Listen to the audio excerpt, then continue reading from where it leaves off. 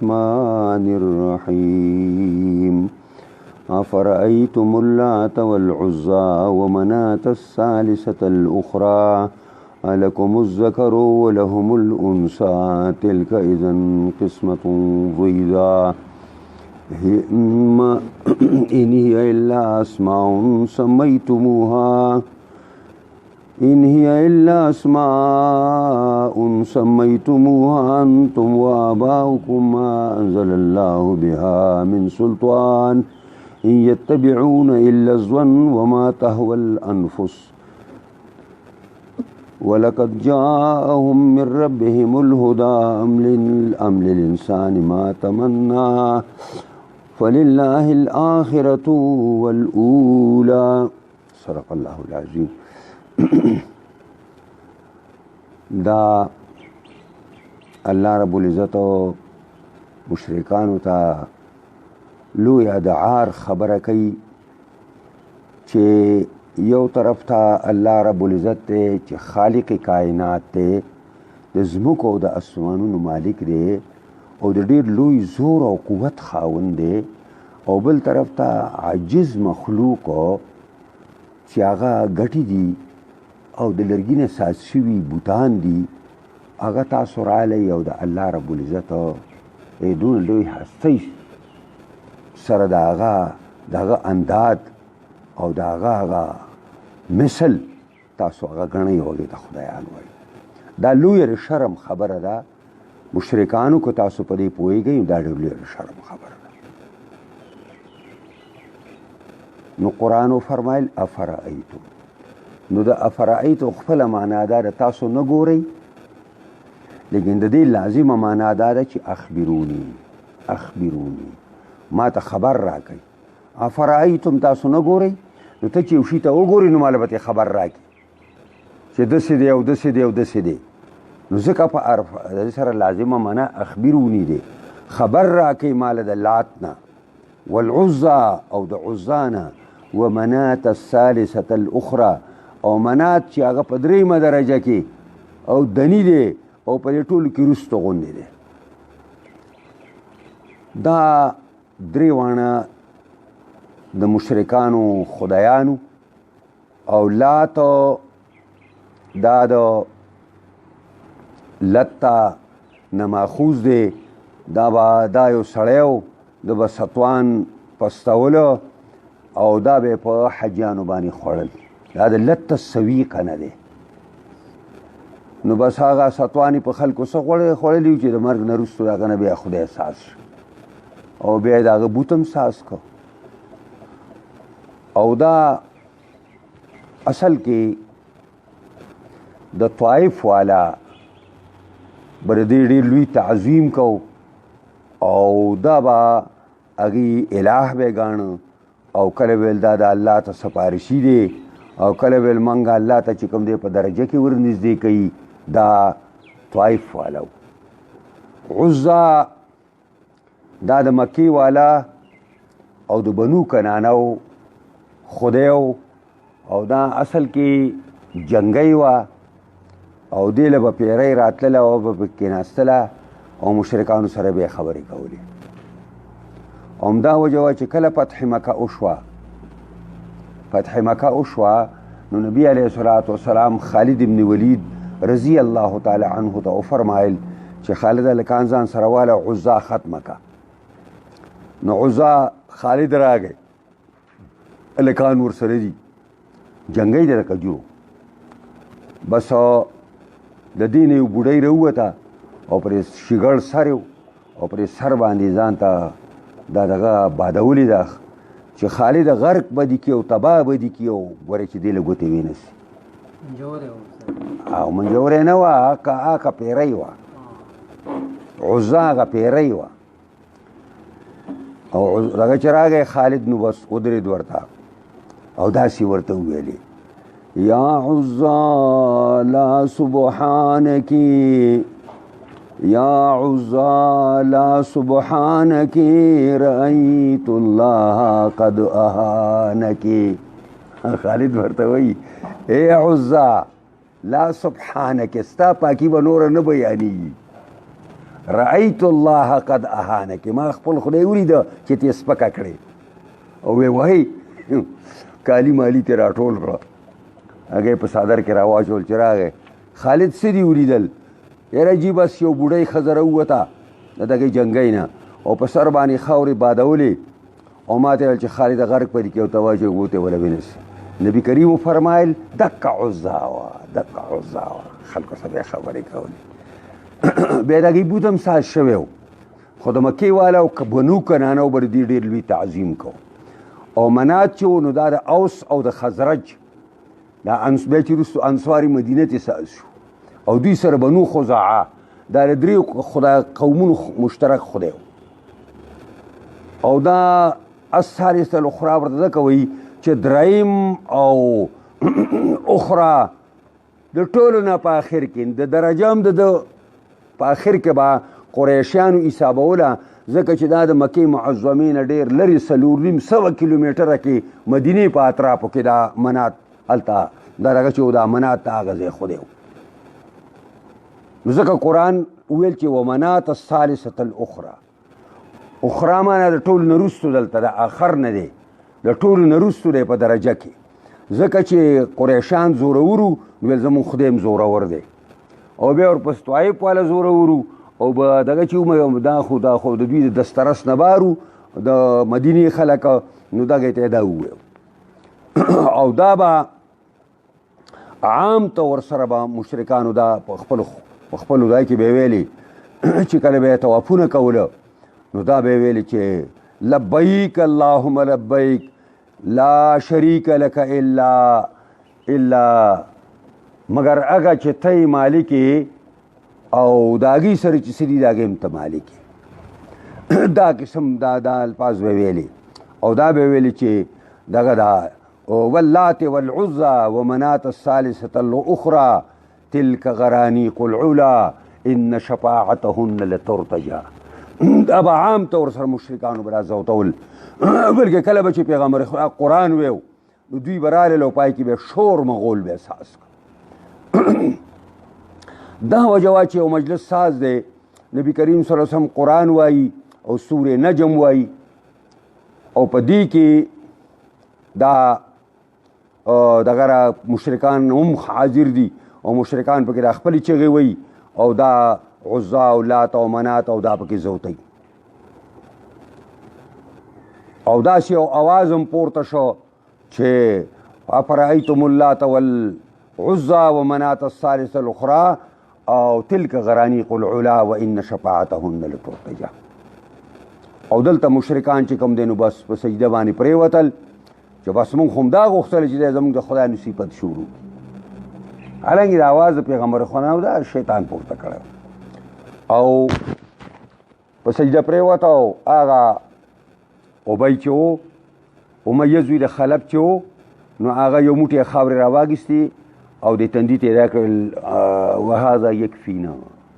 هذا یکفیني، دا زما لپاره کافي دی، سر نشم ښکته کولی، عجب یې مردار شه په بدر کې. نو دا دلته خلکو یو قصه هم سازه کړې، بعضې مفسرینو هم ذکر کړې ده. هغه دا وایي چې لکه شیطان د نبي علیه الصلاة وسلام په ژبه باندې داسې دغه شو دا دغې چې کوم دی نو چې داسې د پیغمبر خدا په ژبه باندې شیطان مسلط کېدی شي نو بیا په وحی باندې څه اعتماد پاتې شي. دې وجې دا غلطه خبره ده. دا مدارک لیکلي او بیا 15 اعتراضونه په دې باندې کړي دي چې دا غلطه خبره چې دا څوک دا خبره کوي. دا بس صفا خبره دا ده چې دا د هغوی او د خولې او الفاظو په مخه بیا دوهراول کېدای شي چې اوچت کړي په مجلس کې او دوی په ذهن کې دا ناست چې دا پیغمبر خدا ده. الکم الذکر ولهم الانثی، آیا ستاسو دپاره ناری نه دي وله الانثی او د الله دپاره زنه نه دي؟ یعنی معنا دا ده چې دا د مشرکانو وینا وه چې الملائکة بنات الله، فرشتې د الله لوڼه دي. او دا ځان له خبره ده چې د فرشتې ناری نه دي کو زنانه دي، دې سره زمونږ څه کار دی؟ خو دا خبره چې دا سړي دغه دي زنانه دي او دا د الله تعالی لوڼه دي، نو بیا قرآن هغې ته یو عار ورکو چې ای مشرکو الکم الذکر، ستاسو لپاره هغه صنف اعلی دی ستاسو د خیال مطابق د الله په نسبت باندې د هلک او د جنۍ فرق نشته د الله په نسبت باندې فرق په تقوا او پرهیزګارۍ کې دی د الله په تابعدارۍ کې څوک سختي حق اوچت والی اگر چې زنانه ولی نه نو عار ورکوي الکم الذکرو ستاسو لپاره هغه صنف اعلی دی چې هلکان دي وله الانثی او د الله دپاره هغه صنف سفلي او پریوتی دی کوم ستاسو د خیال مطابق چې هغه زنانه دي تلکه غوښتنه خو فرض که دا موجود شي نو تلک اذن قسمة ضیزه ای به دا په دې وخت کې یو تقسیم ظالمانه دا خو به ظالمانه تقسیمي چې د الله شان ته وګوره او بیا د هغه لپاره ستاسو د خیال مطابق او د زعم مطابق بیکاره صنف او تاسو لم یبجو دپاره چې کوم دی نو اعلی صنف دا ظالمانه تقسیم به که چېرته دا خبره ثابته شي دا دې ته وایي بفرض محال فرض که چې داسې شي ان ما نافیه په معنی ان هي ندی دا لات او منات او عزا ډله الا اسمان مگر نمونه دي سمیتموها انتم وآباؤکم نامدار کړي دي دې لره تاسو او ستاسو پلارانو ته چې وې چې دا پیر بابا هلکان ولځي او موږ له ښځه راکوي او کاکا صاحب له بیا ځي چې ښځه دې وکړو نو به له زامن درکوي او بیا به دغه ته راشه مردان ته به راشه او بیا دغه چې مندڼي ته په لار باندې راځي نو مدې بابا ته به ورستون شي نو به تاله چې کوم دی بیا غوا او میخه او ګډه بیزه به هم په کار چې ښځه دې وکړه که نه او زوی دې وشو نو بیا به هلته به چې کوم دی به دله میخه درکړي او که کټی دې ورڅخه غوښتنو خوا کې به ورڅه وړوکې موږی ټک وی نو بس بیا به تاته کټی به هم درکوي تا چا دا خبره کړې ده دا دې مشرکانو په خپله دا خبرې سازي کړي دا یوازې د مکې مشرکانو لات او منات او عزا نه دي ساز کړي دا په هر زمانه کې مشرکانو ځان له دقسې بوتان ساز کړي دي ما انزل الله بها من سلطان نه نازل کړی الله په دې باندې څه برهان او دلیل وښایې که نه زه قرآن راواړئ وښایې کوم دي ان یتبعون الا الظن دا مشرکان تابعداري نه کوي مګر د ګمان دا صرف ګمانیان دي اټکلیان دي وما تهوى الانفس او دوی تابعداري نه کوي مګر هغه چې دوی ځانونه یې غواړي چې دوی طبیعت څه غواړي اکه خبرې د هغې تابعداري کوي ولقد جاءهم من ربهم الهدى نو الله ور دې په هدایت دپاره څه اسباب نور علیږلي نه ولقسم مې دي لقد جاءهم من ربهم الهدى یقینا راغلی و دې مشرکو ته د جانب د رب د دوی نه هدایت الهدى نه هلته مراد یعنی وحی اسماني د پیغمبر په لاس باندې او د پیغمبر په جمع مبارکه باندې دا دې مشرکو ته همیشه راغلی ده ام للانسان ما تمنا کنا د انسان دپاره هغه څیز دی چې دی غواړي نه انسان ته هغه ملاویږي چې الله اراده وکړي ما كل ما يتمنى المرء يدركه تجري الرياح بما لا تشتهي السفن تاسو دې ویلي يريد المرء ان يعطى غواړي چې ما ته زما ارمانونه او زما تمام امیدونه سر شوي يريد المرء ان يعطى مناه ويأبى الله الا ما يشاء انکار کوي الله د هرې خبرې نه مګر هغه چې د الله خوښه شي هغه به کېږي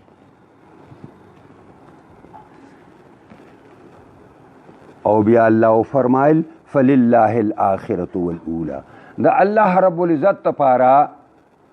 اخرتم د الله تعالی دپاره دی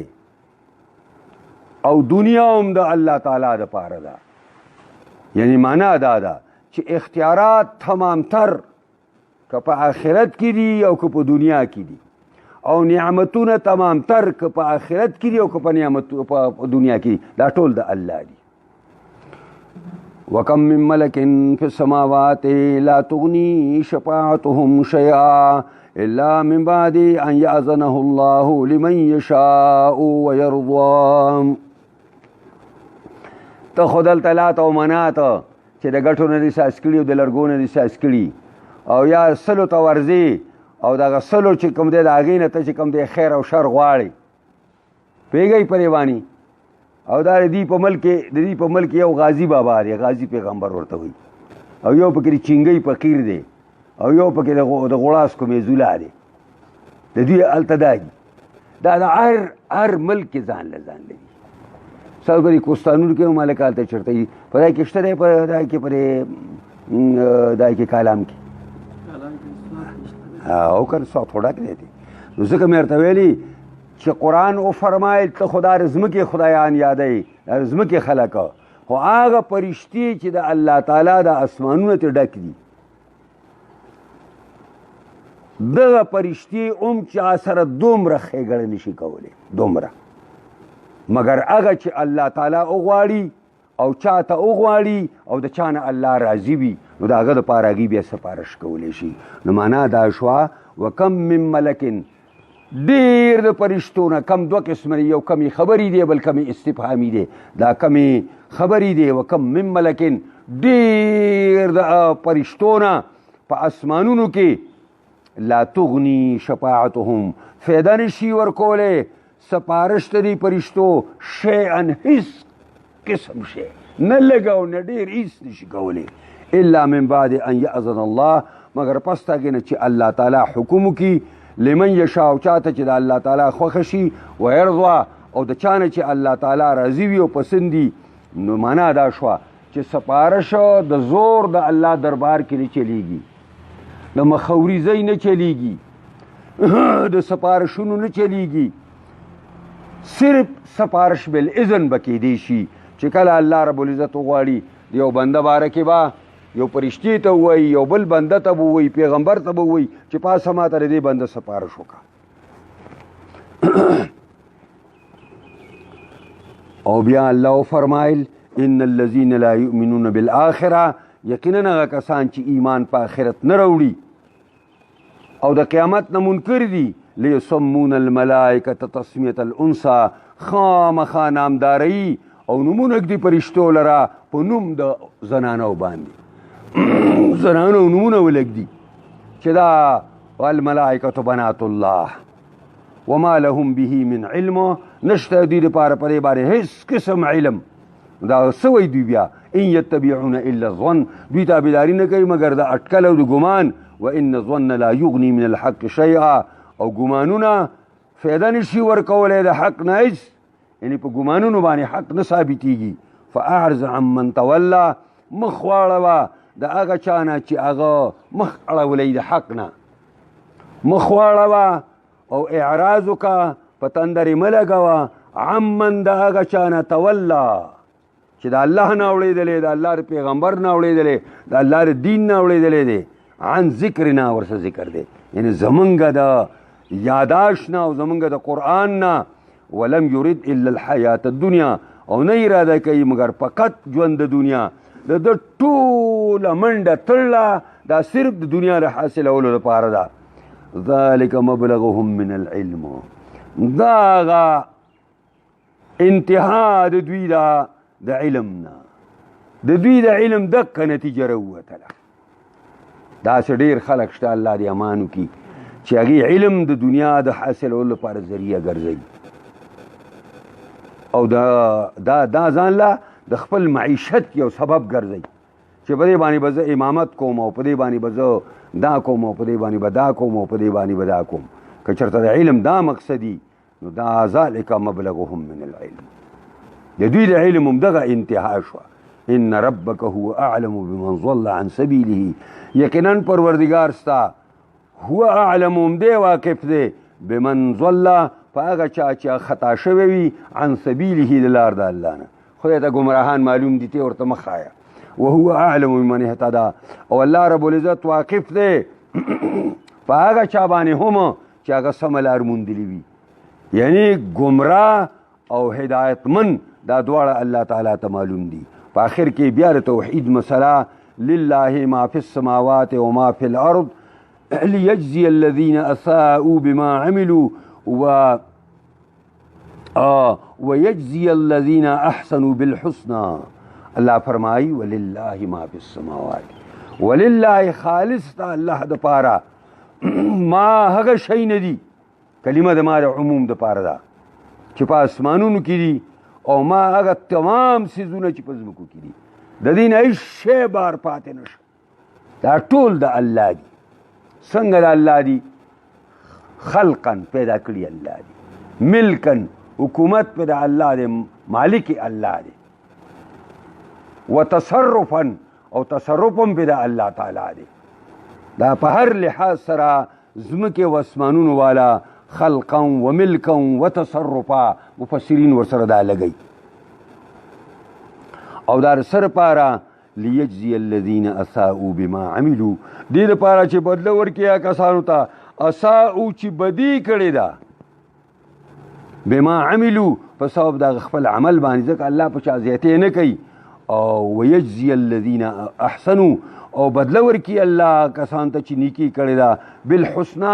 بهترین بدله او ښه بدله ولا الله ورکړي ان شاء الله بیا به سباله که ژوند نو صورت به خلاصوو اخره پورې به ورسوو خیر دعا وکړئ قرآن په اسرارو لطایف او ترجمو باریکو باندې پوهه کړي دې سره سره الله موږ له پورې باندې کامل مکمل عمل کولو توفیق راکړي قرآنی نظام د شریعت نظام په تمام جهان کې خاص کر پاکستان کې راولي اله څوک کار کوي کامیابی کې څوک مخالفت کوي هدایت ورته وکړي که بد قسمت یې تباه کړي الله زموږ ټولو په حالت باندې رحم وکړي خاتمه زموږ ټولو په ایمان باندې کړي اللهم ربنا آتنا في الدنيا حسنة وفي الآخرة حسنة